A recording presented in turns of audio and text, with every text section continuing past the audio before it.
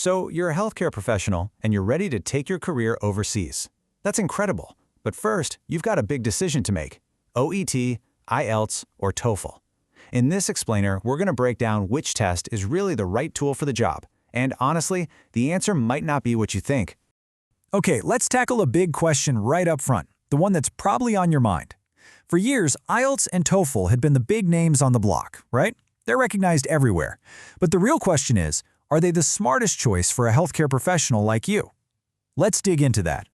So how do you even begin to choose? Well, it all comes down to one single massive difference. It's not about which test is harder. It's about what they're actually built to measure. And that difference is the kind of English they test. And this slide just lays it out perfectly. On one side, you've got IELTS and TOEFL.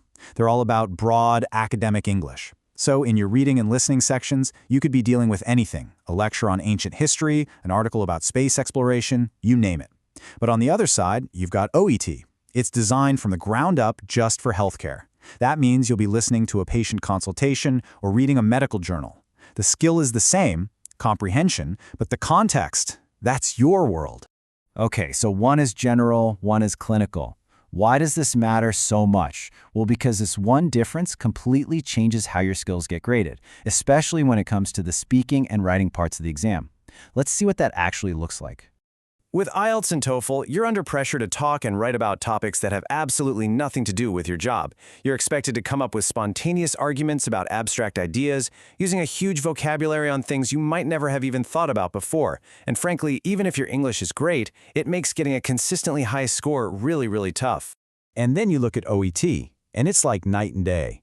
It puts you right back in your element. The speaking test?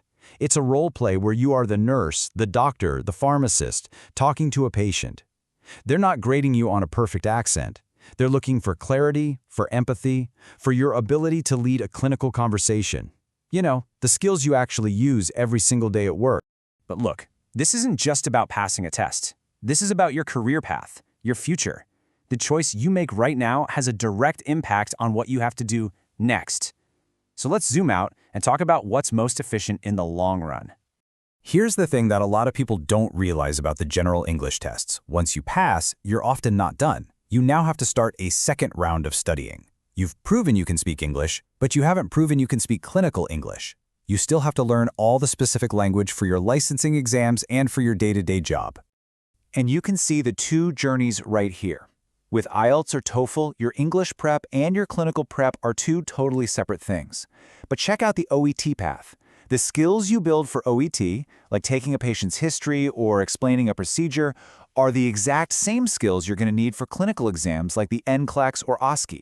It's one smooth, streamlined process where everything you learn builds on itself. It just makes sense. Now, you've probably seen charts like this, comparing scores, saying a B in OET is like a 7.0 in IELTS. And yeah, those benchmarks are helpful. But the real story here isn't about hitting a number. It's about what that number actually represents. The real question is, are you just trying to check a box for immigration, or are you trying to build the real, practical communication skills that will make you a confident and effective professional from your very first day on the job? So, when it all comes down to it, it's pretty simple. If you just need to prove your English for everyday life, hey, a general test like IELTS is a perfectly fine tool. But if your goal is a successful professional healthcare career, OET was purpose-built to be the most direct, the most relevant, and frankly, the most efficient path to get you there. And so we'll leave you with this question, not for us to answer, but for you.